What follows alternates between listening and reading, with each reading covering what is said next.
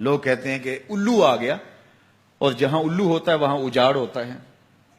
یہ بربادی کی علامت ہے. الو استعارہ بنا لیا بربادی کا. اور یہ ہمارا خود ساختہ ایک تصور ہے کہ جس جگہ پہ الو بولیں، الو بیٹھیں، تو وہاں بربادی آ جاتی ہے. عجیب فلسفہ گھڑ لیا. الو کے بولنے سے بربادی کیسے آئے گی؟ اور اندر کا نفس الو بن گیا تو پھر بربادی آئے گی.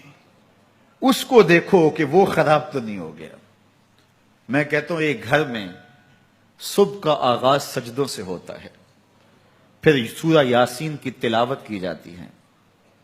سارا دن گھر کے اندر محبت، چاشنی اور پیار سے افراد خانہ کا وقت گزرتا ہے. کمائی کر کے لانے والا گھر کا کفیل رزق حلال لا کے اپنے بچوں کو کھلاتا ہے. نظر کی پاکیزگی اور خیالوں کی طہارت کا ساما ہوتا ہے. شام کو سورہ واقعہ پڑھی جاتی ہے، سونے سے قبل سورہ ملک کی تلاوت ہوتی ہے. دہلیز پہ آنے والے سائل کو جھڑکا نہیں جاتا، مہمان کی عزت کی جاتی ہے، تکریم دی جاتی ہے. گھر کو صاف ستھرا رکھا جاتا ہے. قرآن کی تلاوت کی مہک پھیلی ہوتی ہے گھر میں. گھر کے اندر درخت پر 100 الو بھی بیٹھ جائیں، اس گھر میں بربادی نہیں آئے گی.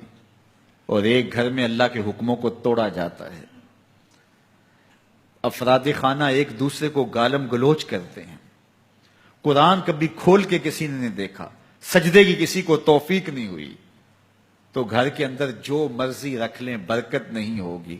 میاں یہ تو تمہارے اعمال کا نتیجہ تھا، لیکن تم نے لگا دیا الو کے کھاتے کہ الو بیٹھ گیا، یہ سب کچھ بربادی ہوئی. تم نے وعدے توڑے، تم نے لوگوں کو 2 نمبر مال دیا، اس لیے تمہاری فیکٹری برباد ہوئی، اس لیے تمہاری دکان نہیں چل رہی. کہ تم کہتے کچھ ہو دیتے کچھ ہو. ایک مرتبہ جو دھوکہ کھاتا ہے وہ دوبارہ تمہاری دکان پہ نہیں آتا. یہ الو کا کام نہیں ہے، یہ تمہارے نفس کے الو کا کام ہے. لیکن تم نے الو پہ مڑ کے کسی منحوسہ، یہ فلاں منحوسہ ہماری دکان پہ آئی صبح، آج سارا دن گاہک ہی نہیں آیا. کیا فلسفہ تم نے تراشا؟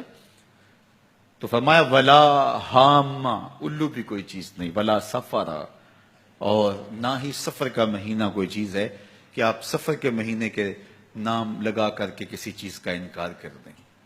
یہ اللہ کی طرف سے ہے جو تمہیں نصیب ہوتا ہے. وَإِن يَمْسَسْكَ اللَّهُ بِضُرٍّ فَلَا كَاشِفَ لَهُ إِلَّا هُوَ.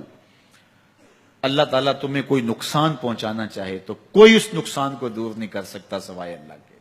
اور اگر اللہ تمہیں کوئی بھلائی دینا چاہے، تمہیں بہتری عطا کرنا چاہے، فَلَا رَادَّ لِفَضْلِهِ، اللہ کے فضل کو کوئی واپس بھی نہیں کر سکتا، لٹا بھی نہیں سکتا. اللہ کے فضل کو کوئی ٹال بھی نہیں سکتا.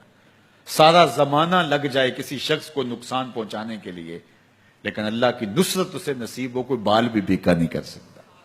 سارا زمانہ کسی کو فائدہ دینے میں لگا رہے، لیکن اللہ نہ چاہے تو ایک ذرے کا فائدہ بھی نہیں پہنچا سکتے. ایسا ہوتا ہے نا کہ مریض بہت دولت مند ہے اور اعلیٰ سے اعلیٰ علاج گاہ میں اس کو پہنچا دیا گیا. ہر وقت 5-6 ڈاکٹر اوپر کھڑے ہیں، ایک ایک سانس کو کنٹرول کرنے کی کوشش کرتے ہیں.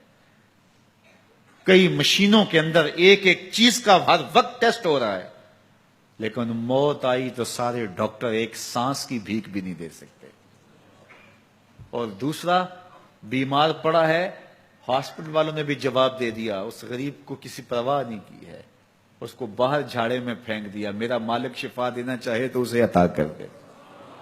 شفا اللہ کے پاس ہے، موت اللہ کے پاس ہے، زندگی اللہ کے پاس ہے، خیر اللہ کے پاس ہے. وہ جس کو جو چاہے عطا کرے.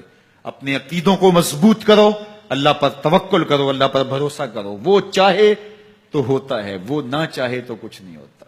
اس کے چاہنے سے ہے اور اس کے نہ چاہنے سے نہیں ہے. اس لیے اس کے چاہنے سے خیر ملتی ہے، اس کو خیر چاہے تو خیر ملتی ہے. اور اگر وہ کسی کی خیر نہ چاہے تو سارا زمانہ بھی لگ جائے تو خیر